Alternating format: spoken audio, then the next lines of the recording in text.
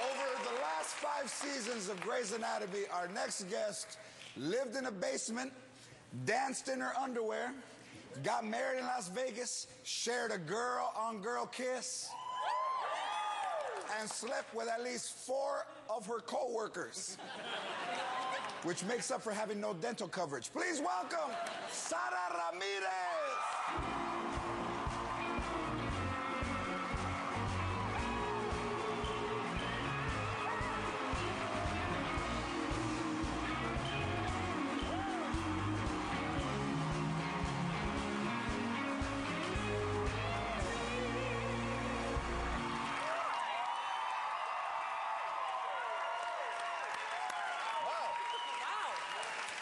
I will say this. I've seen a lot of exotic Latinas, and when I know your history and when I think of you, I don't really can't put a finger on where you're from. Where are you from originally? Oh, I was born in Mazatlan, Mexico. But I grew up in San Diego, California. Did you grow up or did you migrate? I don't want to say. I don't want to get in trouble. No, I was born, with dual citizenship, so it's fine. But, so I moved to San Diego when I was 8, and I grew up there. And, it wasn't that much of a culture shock. You can still get tacos in San Diego.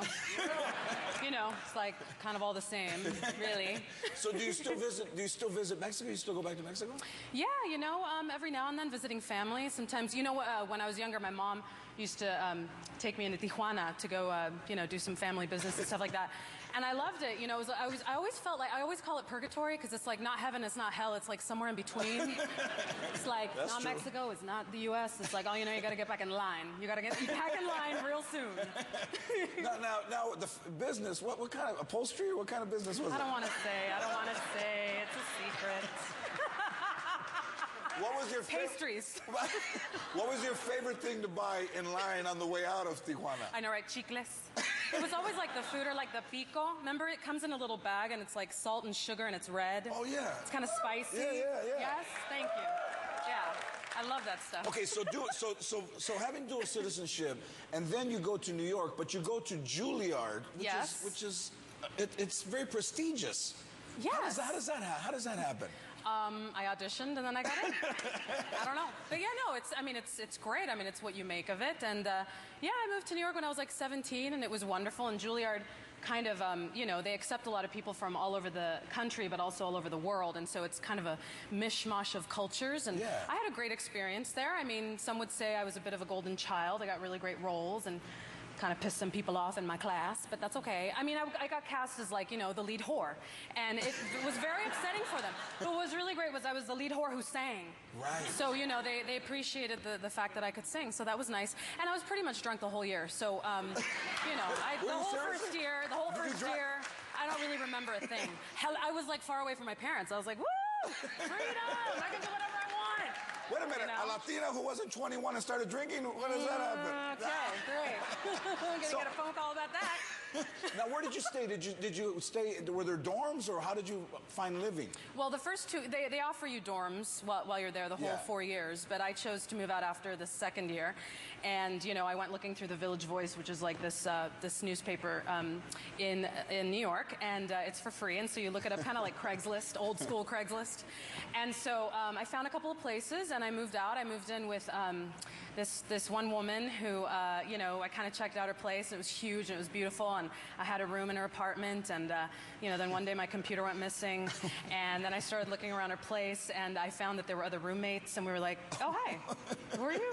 And we'd never met before. She had like 5 or 6 of us staying at her place, and then we like tried to get into her bedroom, and it turns out she was a hoarder, which is, a disease and that whole thing, but it was kind of scary. It was kind of scary. So that was the first place that I moved to after the dorms. And then I moved in with this couple, and that was kind of frightening. They had like a bathroom in the kitchen, and it was all just kind of very close, and I had my own bedroom, always a bedroom in someone's apartment. And like one night at like 3 in the morning, I was like, shh, shh, shh, and I hear like, can I come in? And it was the wife. And she was hysterical crying, and I was like sleepy, had to be in class in the morning, and I opened the door, and she's like, can I sleep with you? Because I just don't want to deal with him. And I was like, whatever. So she like came in, and you know, she's like sleeping in the bed, and I was just like, I got out of there very, very quickly. So she like snuggled with you? It was, no, she didn't snuggle. She didn't snuggle. I wasn't, you know. Yeah. But you know, she was in the bed, and it was kind of sad, man. Let's talk about something else. I get it. Okay, so Grey's Anatomy is 5 seasons already, right? Yeah, 6. 6 seasons. Now, 6.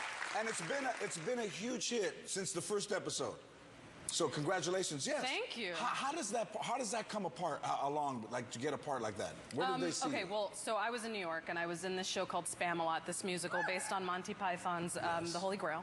And so we got a lot of exposure, and one of the networks that showed up to see the show was ABC, and they said, hey, you know, we would love to work with you. How about an 8-episode arc?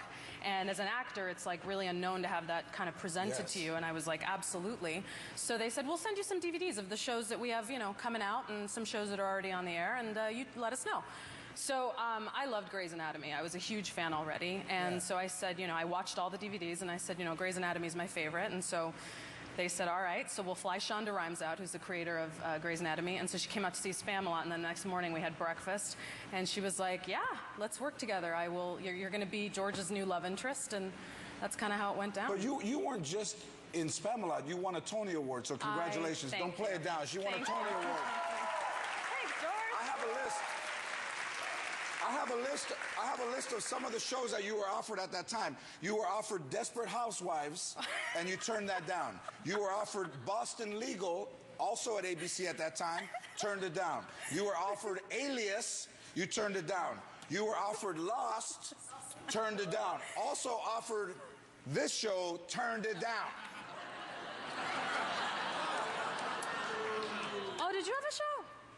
That's cute, George. It was very cute for the second that it was on there. So you went McSteamy versus McBeanie. I get it.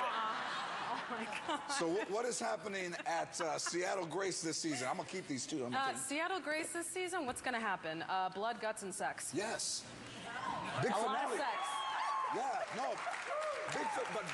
Big explosive finale. Yeah, the finale was ridiculous. So they I mean, have to I forgot I resolve was that. in it. I was like on the edge of my seat. It was like watching a movie. I mean, we got a lot of great feedback. People were really frightened by the whole thing, kind of traumatized. Speaking of traumatized, what's going on with Patrick Dempsey's hair, man? That's like I know, he should have his own spinoff, right? I think it's ready to get its own show. Yeah, he always says, because I'm worth it. He's always on set being like, because I'm worth it. One day he tried to take my picture, and I said, you take my picture, I'm gonna your hair. And he was like... Okay, so explain. I want to get this out. You have a benefit in New York that's coming up. Will you tell us a little bit about it? Yes, the foundation is called the Al D. Rodriguez Liver Foundation, and you can look it up on www.aldrodriguezliverfoundation.com. I started it for my best friend who passed away from liver cancer a few years ago, and we're going to have the event this October 4th. I'm going to be performing. I'm going to be singing, and you can look up the event. It's called Broadway Takes the Runway, so it's BroadwayTakesTheRunway.com. And we would love for everybody to come out and join us and celebrate. You are a lovely young woman. You're a talented actress. And I'm proud that you are Latina. Thank you. As a Latina. Thank you. Grey's Anatomy airs Thursday nights, 9 o'clock on ABC. Sara Ramirez, everybody. Tony Award winner. Far East Movement. When we come back.